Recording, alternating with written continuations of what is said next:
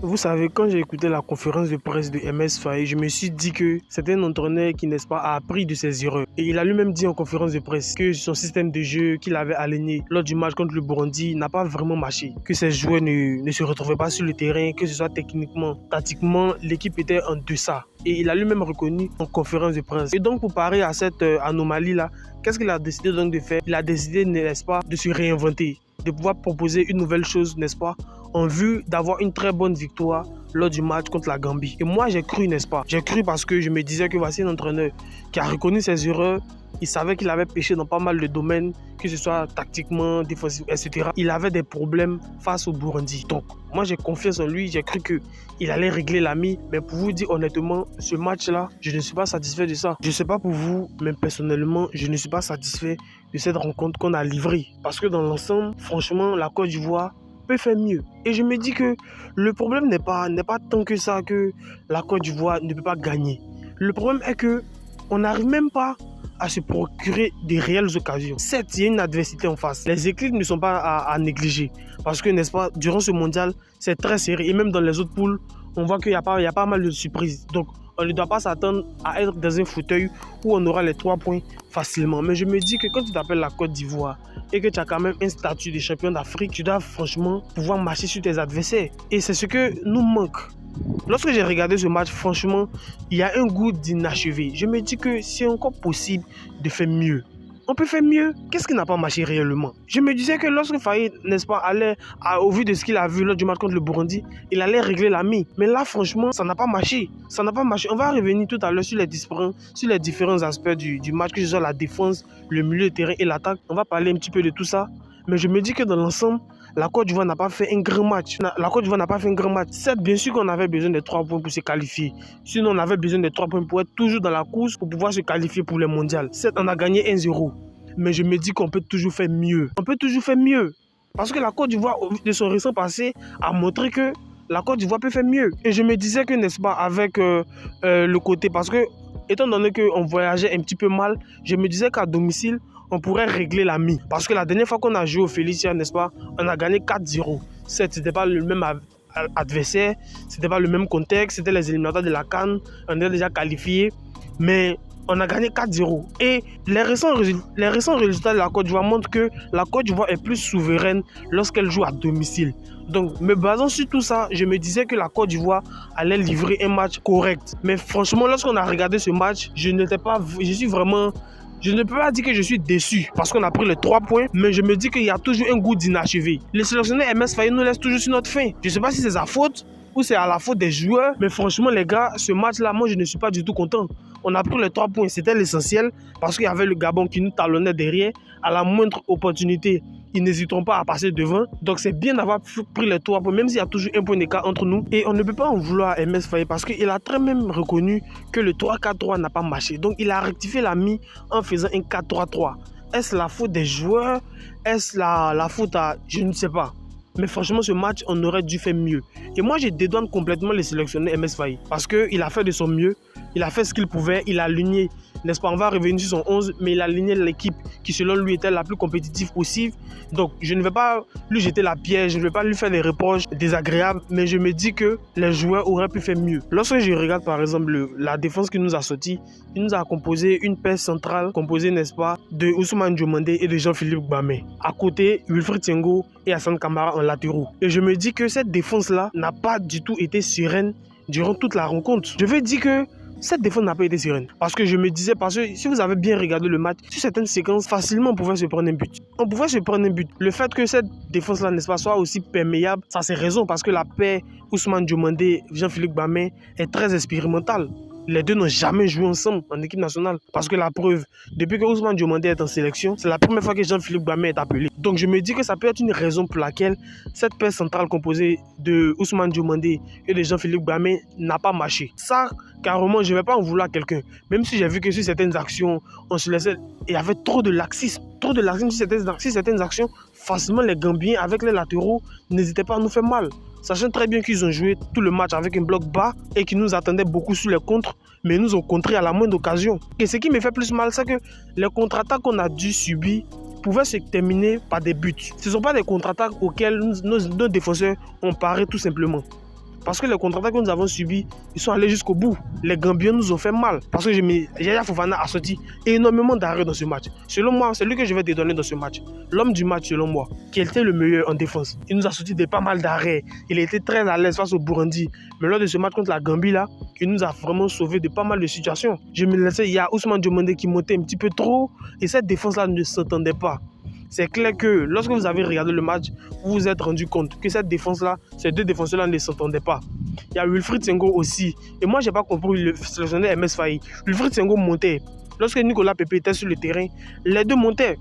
Wilfried Senghor apportait offensivement. Hassan Kamara aussi essayait de se projeter avec Adengra, mais qui défendait beaucoup. Mais Wilfried Senghor montait.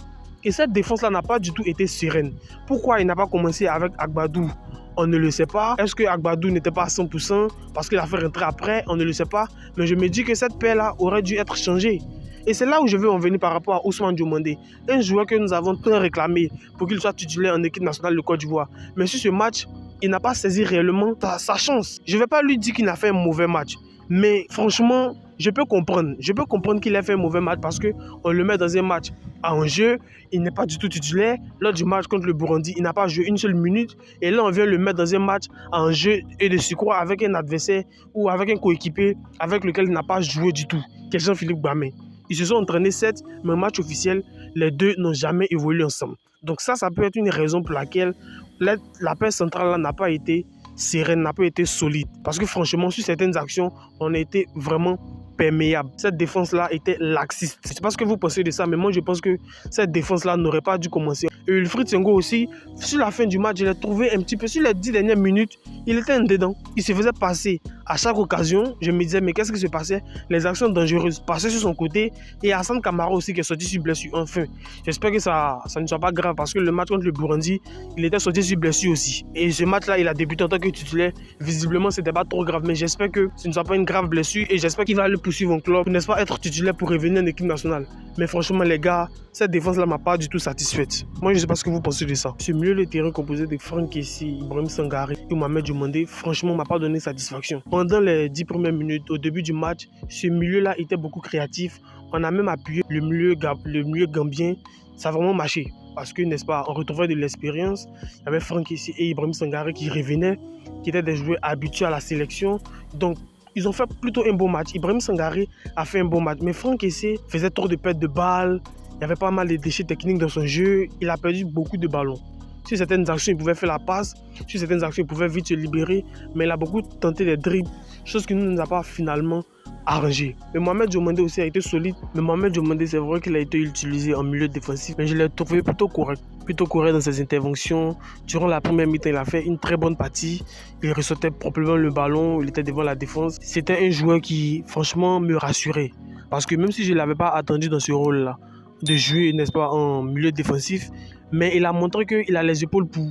C'est vrai que lors de la fin, lorsque le match se terminait, lorsque les minutes s'écoulaient, il baissait en rythme, il baissait en temps de jeu et il n'était pas trop dans l'action, il n'était plus trop dans la créativité et c'est plus Franck Kessie et Ibrahim Sangaré qui ont repris le relais.